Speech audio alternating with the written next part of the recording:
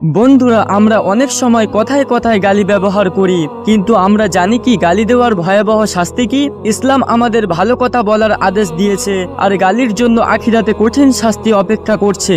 সেই শাস্তিগুলি কি কি জানতে হলে ভিডিওটি সম্পূর্ণ দেখুন। প্রথমত, যারা গালি দেয় তাদের কবরে আল্লাহ বিষাক্ত বিচ্ছু পাঠাবেন। প্রতিটি গালির জন্য একটি করে বিচ্ছু প্রেরণ করবেন, যা চরম যন্ত্রণা দেবে।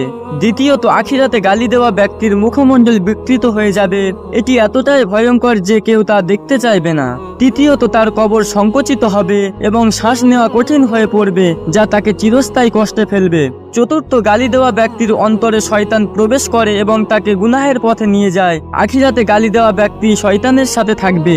সর্বশেষ, কুরআনে বলা হয়েছে, যারা অন্যকে গালি দিয়ে কষ্ট দেয় তাদের জন্য জাহান্নামের আগুন অপেক্ষা করছে।